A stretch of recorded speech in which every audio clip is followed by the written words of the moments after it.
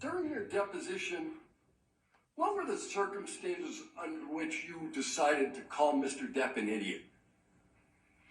Under somebody call Mr. Depp an idiot? Yeah, you called Mr. Depp an idiot in your deposition. Okay. So I think it was in the context. You probably should read the context of it, because I think the context was, and I'm trying to think back, okay? And what I thought it was related to was if you're coming to some deposition, okay? And again, I'm thinking back, so you have it in front of you. I don't. So I'm thinking back where he's coming in from Europe for a deposition, video deposition that he gave, and he took it overnight the night before. And what I think I said was that if you're going to do a major thing to a trial that you're involved with, I think you'd be an idiot to come in the night before. All right. So I didn't call Mr. Depp an idiot. I certainly called that planning an idiot. I didn't call him an idiot. So the words, so I mean he's an idiot, are mistranscribed? No, I'm sure. Again, if I said it in that, if you just read one line, one snippet, I'm sure it was in the context I just said. But again, you have it in front of you. I don't. Yeah. Is idiot a professional opinion? It wasn't a professional opinion. Yeah. Is it a psychiatric opinion? And that follows the Goldwater rule. How does it follow? I just said that I'm not rendering a professional opinion. I just said idiot. That's not a. So idiot is not a professional opinion. Mm-hmm. Is it your practice to describe people as idiots? My practice no, I don't describe my clinical cases as idiots or patients as idiots or victims as idiots. No, sir. But you sat for a deposition in this case and described the plaintiff as an idiot, correct? You gave me 9 hours of deposition, and if I said the word idiot, it was an idiot in planning. It wasn't making him an idiot. I don't know Mr. Depp's IQ. I don't know his overall functioning. So therefore, if I said it, it was an idiot in planning, which is what I meant to come across as. All right. So you did say you don't know his overall functioning, but you made some testimony today as to some evaluations you made relative to his functioning. You would agree with me that it's probably a good idea to think about the questions that are asked you in a court proceeding before answering them. Am I allowed to answer that question? Yes. Okay. So what I said by function, I believe that his agent reported how late he was showing up to every movie while the cast is waiting for him. I believe that would be an impairment. If I showed up late for that, I would not be here right now, would not have a job. Okay? I believe the thing was in terms of balking out of treatment for substance rehab that his doctor is prescribing for him. So if you're asking me if that's an impairment of functioning, I would say I'm very much substantiated in that.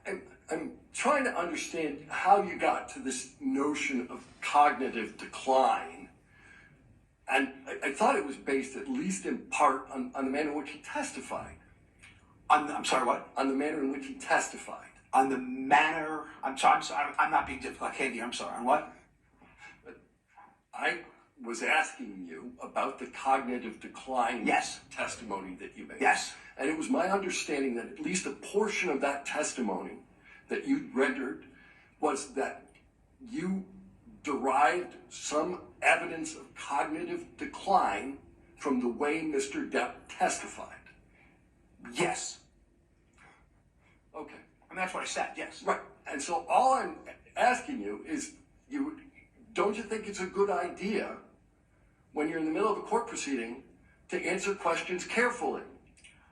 Again, professionally, we diagnose patients with a neurocognitive disorder by gross evaluation all the time with cognitive. On the thought that, again, age normal controls, I'm just saying, age normative controls does not put a 58-year-old gentleman at that processing. That's all I'm saying.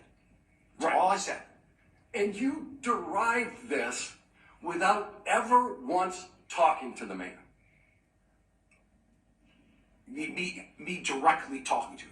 Because we know how I derived it. So you're talking about me directly talking to him? Yeah, you never talked. I've never talked to him.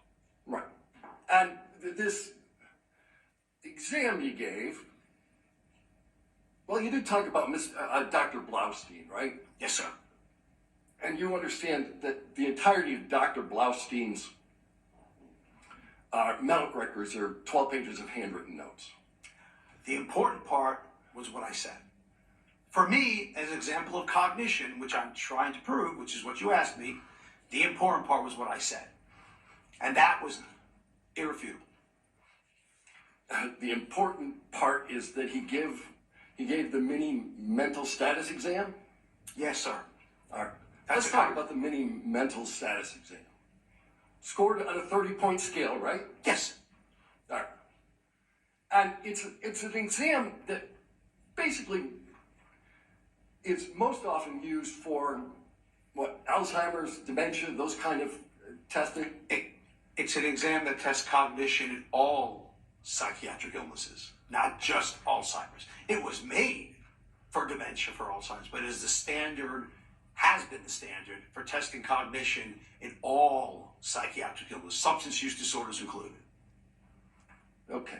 Now, there is an element of that exam that requires drawing, correct? Yes. So you don't know what drawing Mr. Depp did, or whether the drawing should have been fully scored. I wasn't questioning his visual spatial perceptual skills, which is what that does. Right. And you don't know what score Mr. Depp received on the exam. I was very specific. I know 3 words, not remembering, at 5 minutes. That's all I said. 3 words, not remembering 5 minutes, and he remembered one of them, right? From what I understand, he didn't remember any of them. All right. Memory on the exam. Out of the 30 points, what's it worth? 3. 3, right? Memory is 3 out of the 30. Yeah, memory's 3. Okay. But again, the memory section, in and of itself, tests memory. That's the only question that tests memory. Only section that actually tests memory. So the memory section tests memory. It's the only section you're testified about. And for all you know, that with respect to the exam that you're relying on, Mr. Depp scored 27 out of 30. And that would be telling, though, cognitive. If you score 27 out of 30 and you miss 3 points on memory, that would be very telling. You don't know if Mr. Depp had been up all night the night before. Again, you wouldn't expect to not recall any words at 3 minutes unless there's a cognitive issue. You don't know if Mr. Depp was high. And again, now that could affect memory, but I'm not refuting that. I'm not refuting that at all. He could have been high, he could have been drunk, he could have been using cocaine, and that would absolutely affect his memory, which is what I said. Yes, you're right. So ultimately, you had no idea what state Mr. Depp was in at the time he took the exam that you're relying on. Short of what you just said about drugs and alcohol, okay, there shouldn't be a reason why a 58-year-old also with strokes and other neurocognitive conditions, but short of that, there shouldn't be a really good reason why someone at that age shouldn't come up with at least one. But in answer... But wait a minute, you started that question with short of drugs and alcohol and spent 35 minutes talking about his use of drugs and alcohol. Isn't that right? Oh, I'm agreeing. I thought I agreed with you. I think I agreed. I said that drugs and alcohol can absolutely affect cognition. I'm not sure. I agree, but I'm not sure if that's a problem. I agree with you on that. All right. So you don't know, one way or the other, how he scored on the exam. You don't know whether he was, at the time, on drugs and alcohol. But you're going to rely on it in your testimony to say that he's cognitively impaired. Which is what we do in clinical medicine, sir. Okay. You rely on a test that you don't know when it was administered.